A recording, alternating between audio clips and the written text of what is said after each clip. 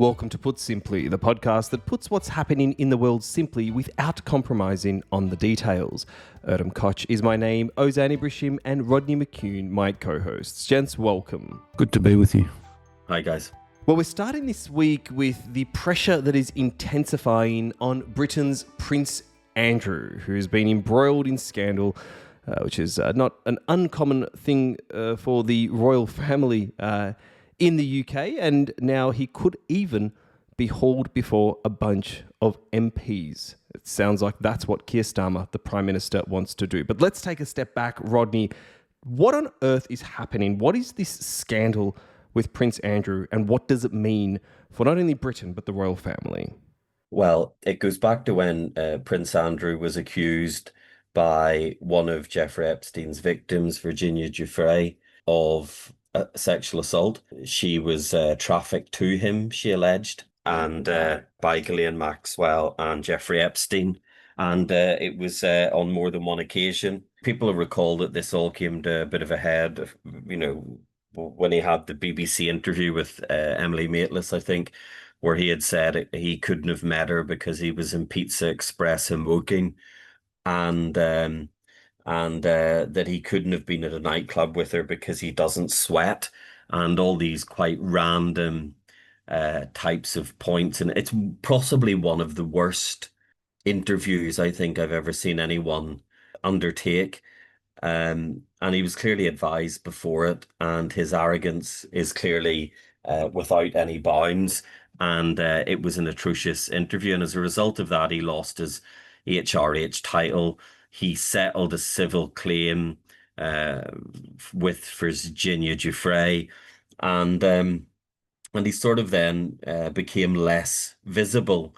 He in effect moved away from public life, but he wasn't properly held to account. And of course, there was that.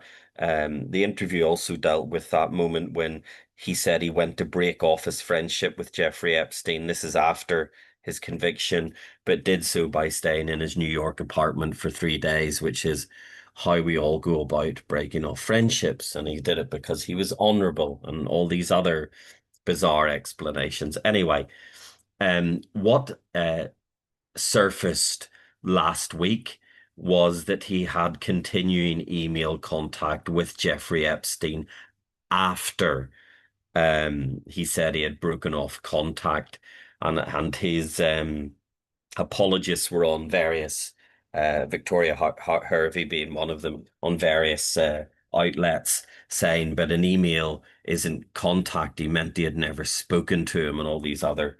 But it's the content of that email. It was an email which suggested, I think the form of words were, "We're in this together. We'll have fun again soon," etc., etc.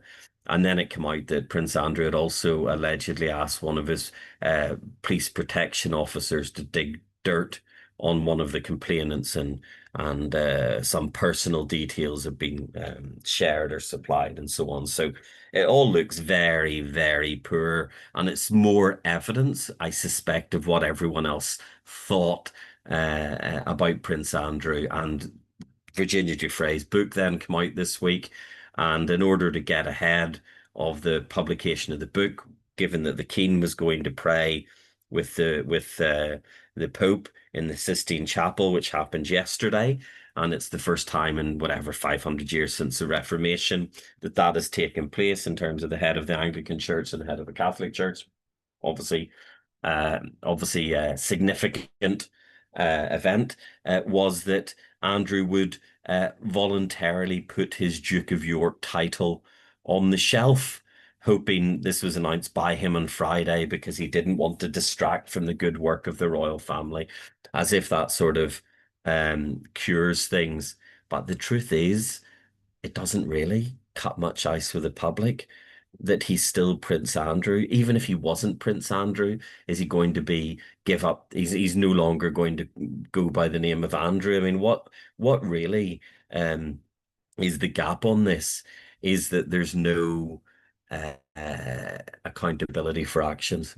And if the wealthy just give up titles, where your average Joe who did what's alleged in this case would be looking at court and would be looking at a prison sentence if he was found guilty in court, where Andrew hasn't even been through a trial process. So the chances of Andrew going through a parliamentary committee, given his performance in the Emily Maitlis BBC interview, are very slim in my view, because I just don't think the royal family are going to be able to absorb that level of further bad press, because the man has no um, understanding of uh, what uh, he's been alleged to have done and why it's considered so serious and why, people take a dim view of him. I know that there's also been mention of him being associated with this Chinese spy and so on, but I think that, as important as it is a secondary issue. And I think the more that people probably look into uh, what he did as a trade commissioner, there's suggestions of inappropriate behaviour whilst travelling on public money from the UK. There's the fact he has this large house that he's able to live in with a sum of money paid up front that he wouldn't have been able to afford for a long lease called Royal Lodge is something that's being looked at. And of course, whether Parliament would have to legislate to remove his title as prince, which he has by birth because he's a child of the late Queen. So it really is not something which is going to go away because he's retired his dukedom.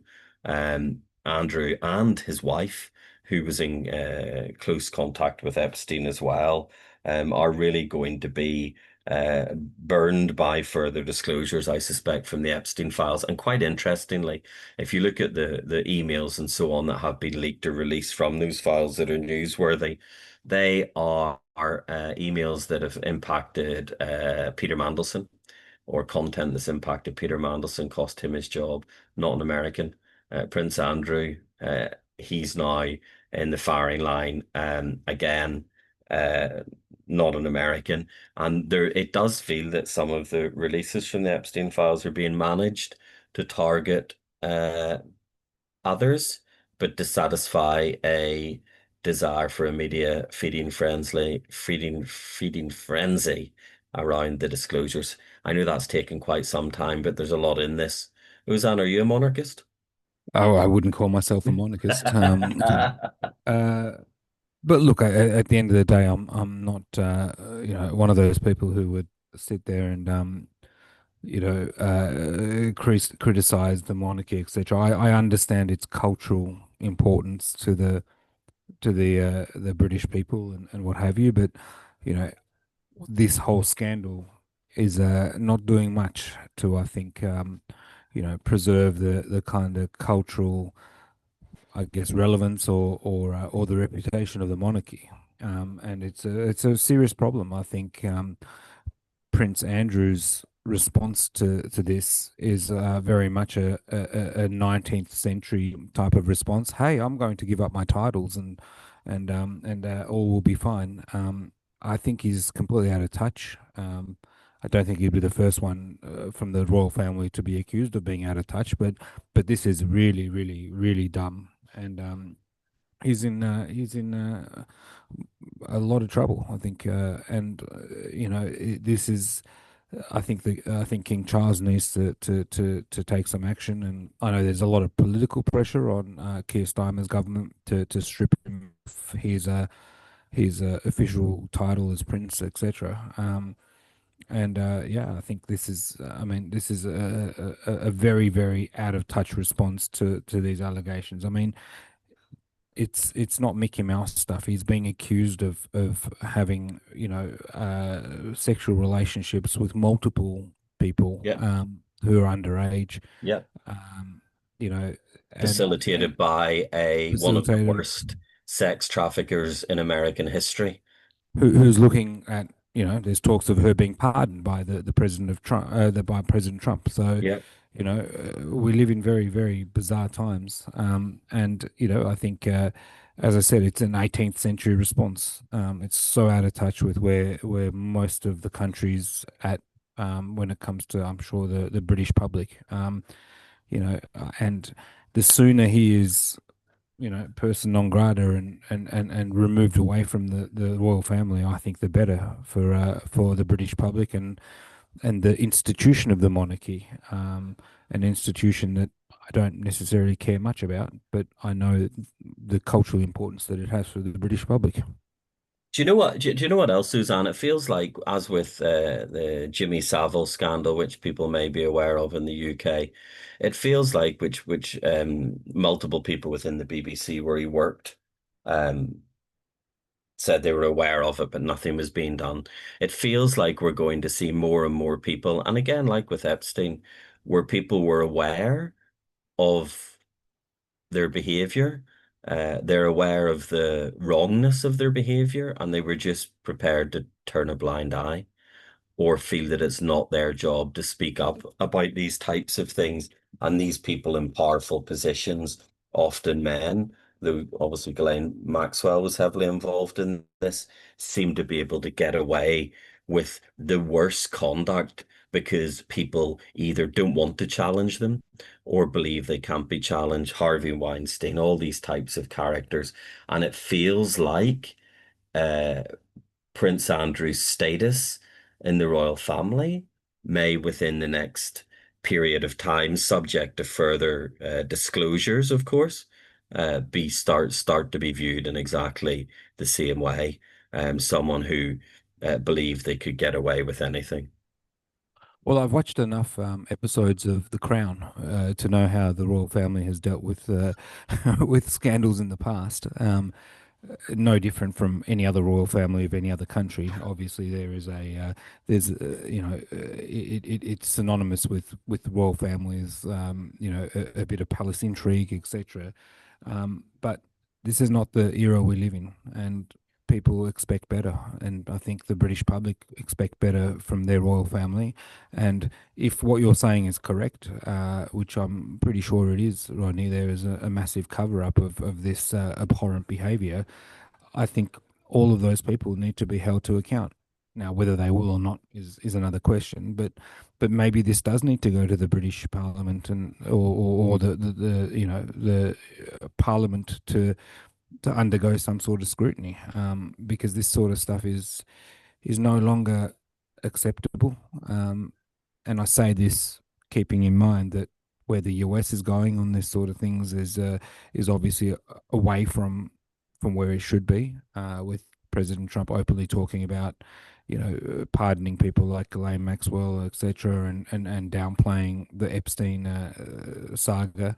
But most people, again, all of these people in charge, all of these people with power are completely out of touch with where the community is at on these sorts of issues. Well, speaking of episodes of The Crown and the way the monarch or the monarchy rather and the royal family have dealt with these in the past, Rodney, I'm keen to understand your view because when it comes to holding people to account, particularly members of the royal family, we saw in the Blair days and after the tragic death of Princess Diana, the way he sort of managed, I guess, the Queen's response to the Diana death and, making sure that she came back from Balmoral to Buckingham Palace and sort of, I guess, met the public where they were.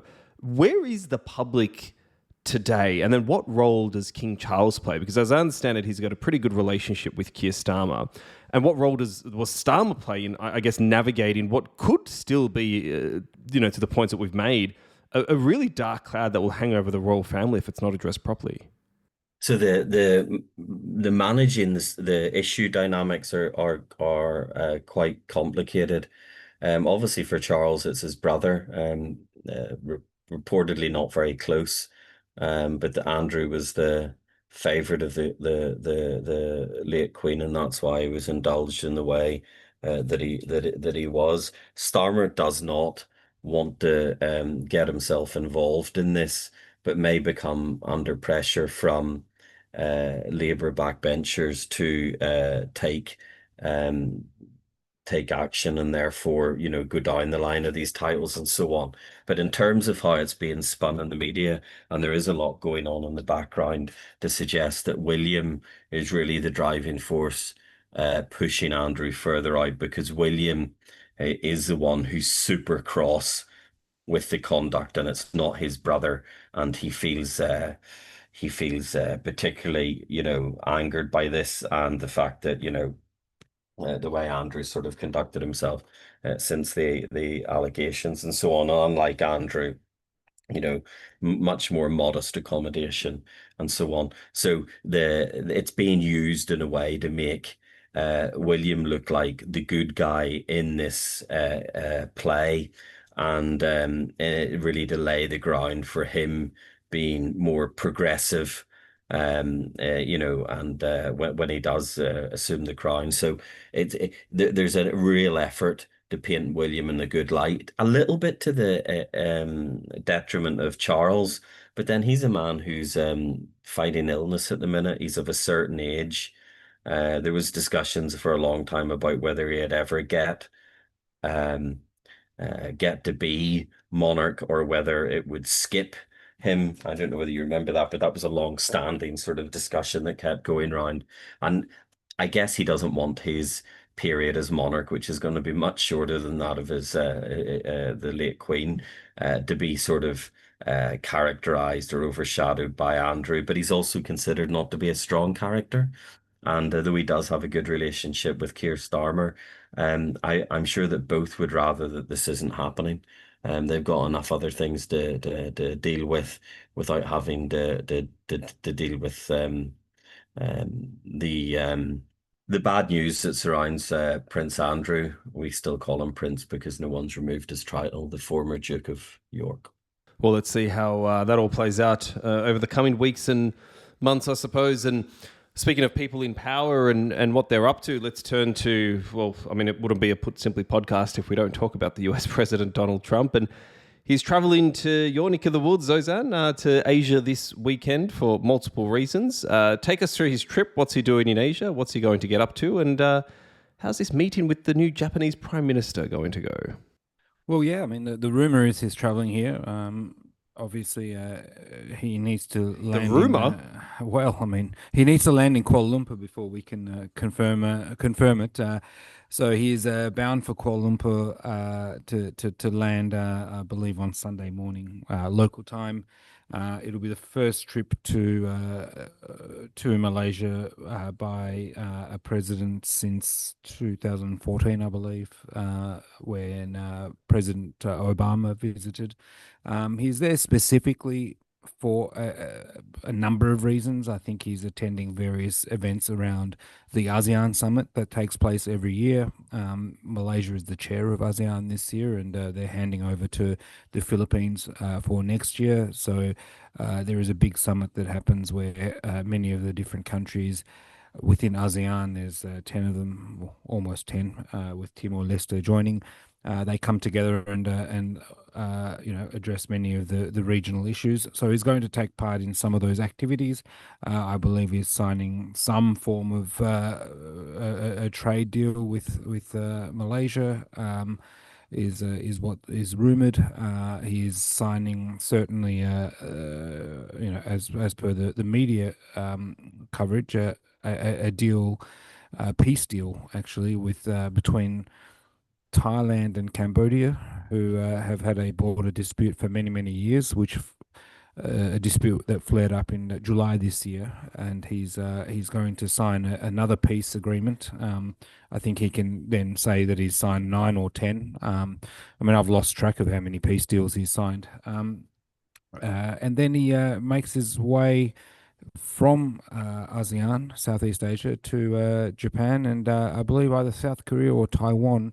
It's not clear his full itinerary, but there are some notable meetings that he will have in Japan. Obviously, with the newly elected Prime Minister of Japan, who we talked about last week, who managed to get the numbers that she needed in the Parliament to be elected as Prime Minister. She was able to make a deal with a small opposition party, Innovation Party, I believe it's called in Japan, and she's now prime minister, and I also believe, and also reported in the media, that he will be meeting with President Xi Jinping, either in South Korea or in Taiwan.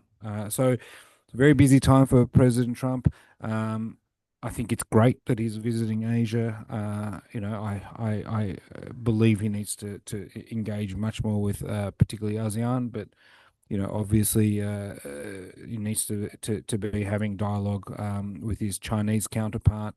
Um, and I think it's a positive kind of sign and indication for the U.S. foreign policy that he's spending about a week or so in this part of the world. I think that's great. And of course, part of that, as mentioned, will be meeting with Japan's Iron Lady, quote unquote, which is an admirer of the UK's former Prime Minister, Margaret Thatcher, a 64-year-old Conservative Prime Minister, the first female in Japan's history. What's the significance of this, Rodney? It's significant in a very male-dominated society that you have a female leader emerge, and even within government, it's a very male dominated government and has been for many years in Japan.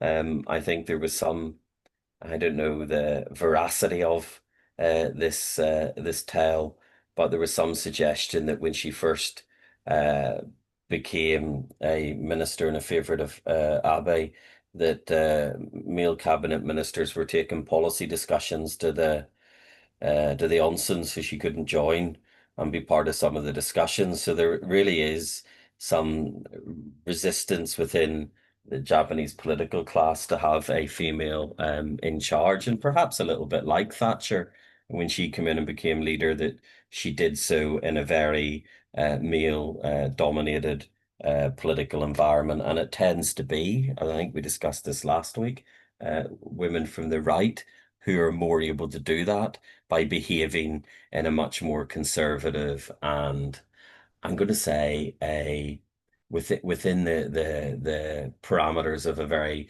male attitude to politics, tend to be the ones who break through for the first time. I do fear, however, that as much as I'm sure they're hoping to have a positive relationship with Trump, he's so superficial that I suspect this is going to be more Merkel than Maloney in terms of the warmth between them. But they should have some similar conservative right outlook, which maybe will provide some basis for decent relations. But I fear that it might not be the case. Now, Ozan, she still, of course, has to announce her new cabinet, a part of which obviously is clear, but there's still a lot of issues facing Japan. There's high inflation, there's rising costs, not unlike the rest of the world and definitely unlike Asia. But Japan's role in the broader Asia Pacific in particular, from both a political and economic perspective, does she take it to a different level? Does the meeting with Trump mean anything beyond just two world leaders coming together, or what are your sort of general thoughts around that? Look, I think Japan is a very influential country in the Asia region, but also globally as well. And most people will be aware that Japan has had significant economic problems for the last couple of decades. They've had a very, very low. They've had deflation for most of that period. The growth has been patchy. They have one of the biggest aging populations in the region, if not the world. And these are all problems that are demographic in nature, but also it has significant political problems with its neighbors, particularly around where it sees itself in the whole South China Sea situation with China. It has security concerns, hence it's for the first time since World War II being significantly investing in its defense, and is building effectively an army for the first time since World War II. So yeah, there are many issues facing Japan, many that are very similar to the kind of waves of populism, potentially, far right kind of ideologies taking hold in other countries. They're also obviously facing that. Now, Japan is not a country that has an immigration problem. It's not had massive waves of immigration in the past. But as is the case with many countries, as you see when you have economic problems, when you have a young generation who don't have a lot of hope in the future of the economy, you have a lot of social problems coming up, and Japan is not immune to these. There's a real set of challenges, I think, that the new prime minister needs to kind of address. Many of them are domestic, and also a lot of them are foreign in nature, or international in nature. I think obviously it needs to continue its significant relationships with the ASEAN region. Japan plays a significant role, particularly in the construction industry and many other things in ASEAN. Um, you know, it needs to be outward looking, but there will be a push politically, a push for it to be inward looking as it tries to address many of the economic problems that are being witnessed across the world. But one thing that Japan, I guess, a unique problem Japan has is it has a significant aging population and a very, very low birth rate. So there are significant concerns about Japan's economy going into the next decade or 2 decades.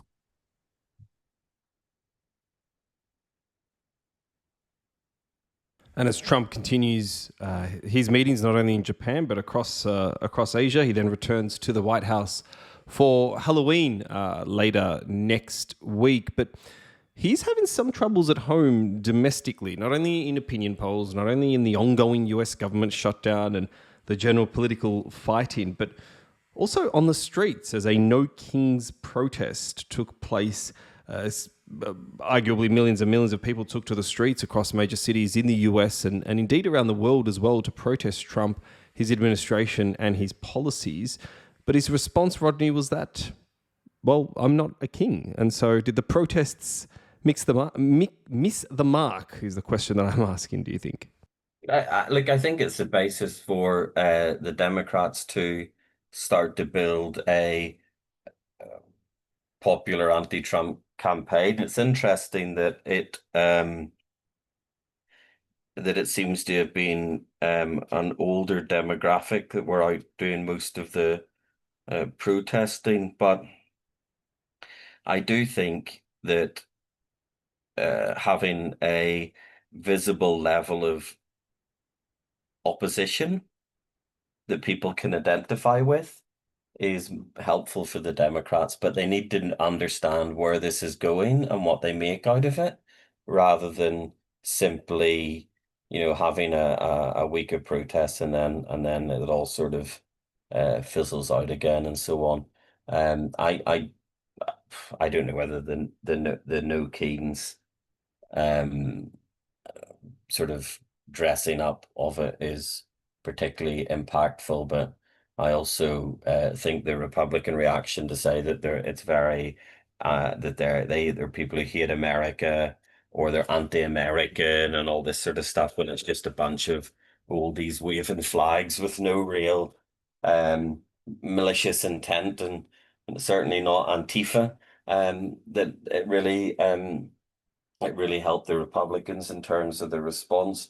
But that's what their audience will sort of absorb and take away from it, in the same way that anti-Trump people will say, "Wasn't that great? We had this protest, and we got all these people active, as anti-Trump protesters, and it's a lot of people were out in the streets, and it was all peaceful, and all these other things." But then the question is always going to be, well, what next? Is it a one-off? Is it part of a plan? Is it something that should present as an opportunity? What next? And I think that's the bit which in the middle of the shutdown and everything else, it's not clear that the Democrats really have strategy on their side. Look, I think you're absolutely right. I think that the Democrats need to kind of capitalize on this momentum that the No Kings protests have created. I agree with you. Is the messaging perfect? No. No Kings is a bit of an abstract message, if you ask me.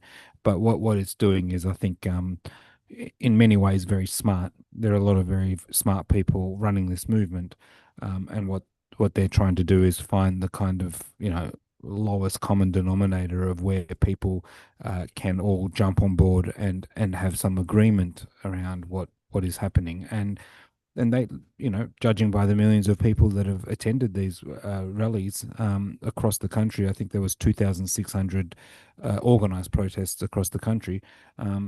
Judging by that, clearly the messaging is getting people out onto the streets, because I think people are out there with a diverse range of grievances, some of which might include uh, people not, worried about the anti-democratic kind of trend in U.S. politics and under this administration. Others are probably concerned about his overreach on issues. I'm sure others, there might be people who are interested or who are concerned and motivated by cost of living issues. Let's not forget President Trump came into power promising to fix the cost of living, and that certainly hasn't been the case. And it's evidenced by the polls. I mean, his approval rating in the last week, many of the credible polls have got him on an average of 40 to 41. And to put that into context, President Biden's approval rating for quite some time was in the 38, 39, 37 area. So, his popularity or approval rating is getting lower and lower. Doesn't help having the shutdown. I think the Republicans have managed the messaging around the shutdown pretty badly. I think they've managed the messaging around these protests pretty badly. In my experience, observing mass protests and activism around the world, there's nothing that motivates people more than being accused of doing the opposite of what you're out there protesting, and that's exactly where the Republicans have found themselves in. They're basically accusing elderly. In some cases, many children, families coming out, they're accusing them of being paid by George Soros and his network of civil society groups. But most, I think, damagingly for themselves, they're accusing these people of hating America, when all of those people are being motivated to come out because in their mind they love America and they love what America stands for. They love the democratic principles and they love all of these things, and they're out there waving American flags. So they could not be more off message and more out of touch with a growing number of Americans. Yes, it will feed, you know, blaming Antifa for this and saying that all these people are Antifa operatives, etc., will get the base excited. But that base is, if you ask me, is slowly declining, because people are realizing that when it comes to other issues like cost of living, etc., President Trump and the Republicans aren't delivering. In fact, they're getting in the way of through their stance on the shutdown. They're getting in the way of delivering on things like health insurance rebates, etc. This stuff is really, I think, resonating pretty badly for the Republicans. And I think at the end of the day, it was a successful protest. It was peaceful by all accounts. I have not seen any media coverage of anything to contrary to that. And when the Republicans are desperate, because they pulled out one person out of millions who were out there who had some sort of poster of President Trump and a noose, and they made it as though everybody there was calling for the hanging of President Trump. They would have had to have looked pretty hard to find that poster, and it's quite rich coming from the party that that supported the pardoning of thousands of people who only 3 or 4 years ago on January 6th were calling for the hanging of their own vice presidential or their own vice president. So again, I think more and more the Republicans go down this path, they're losing their credibility.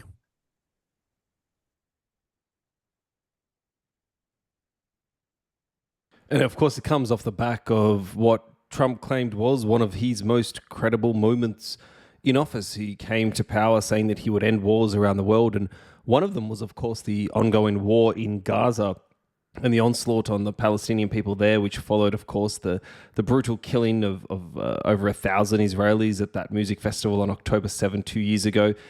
Last week, we were here sitting talking about the plan, the ceasefire that was agreed to by Hamas and the Israeli government, and the swapping of hostages and prisoners, etc., that would hopefully have led to a putting the guns and bombs down in Gaza, which seems hasn't really happened the way Trump would have thought was going to happen, Rodney. No, I mean, well, he didn't care. I mean, let's be honest. He was there. He was there to say he had created some peace. But the truth is, unless there's some cement that binds an agreement, or something substance that binds an agreement, they tend to unravel quite quickly. And there was always a suspicion that the parties to the agreement, or one or other or both, were satisfying Trump in the short term, but actually were quite keen to continue to prosecute the conflict. And actually, for a ceasefire to be in place, we seem to now be having an awful lot more people dying again. We have a increased level of military action again, and we have a threat of aid being reduced, or um, relief, and it's all pretty depressing, to be honest. Um, it, it just, I mean, it wasn't thought through substantially enough. The people who took the credit have all gone home, and it feels like there's no implementation because the agreement doesn't have substance. So there's, beyond the exchange of uh, prisoners and hostages and detainees, and the return of the remains of those that could be found. And it was always a little bit ambitious, in my view, to think that the remains of all of those hostages who didn't survive and lost their lives during the period that they were detained would be readily available to return, in the same way that I understand that Israel's returning bodies as well, but unidentified.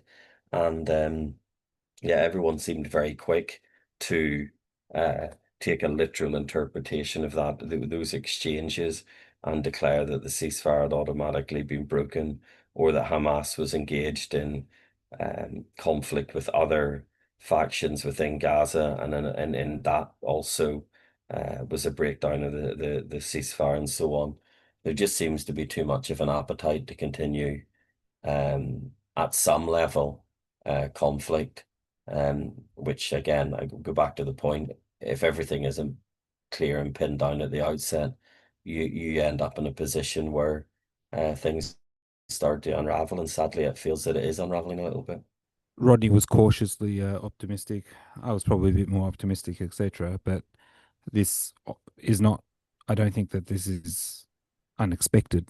Whilst Trump would like to say that he's resolved a 3,000-year dispute, this is not going to be resolved overnight. And, one thing that I found interesting, and something that we've seen previously, is, when Hamas leadership feels like it's losing grip on power, they turn on themselves. And we saw this in 2005 when there was a big civil war in Gaza, and the various different factions of Hamas and the other groups within Gaza had a very bloody war. And of course, Hamas came triumph and were able to gain control of Gaza after that. So yeah, I think we're seeing signs of a similar thing where I'm pretty sure that there are factions of Hamas or affiliated organizations who don't want to give up power, and will do anything they can, including harming and killing their own citizens, to maintain power and to hold on to power. So, I think obviously Israel continuing to bomb Gaza is one thing that isn't really all that you know consistent with trying to have a ceasefire. But it's not just Israel; it's also Hamas, and the organizations, affiliated organizations, who's who are going to kind of try and protect their vested interest.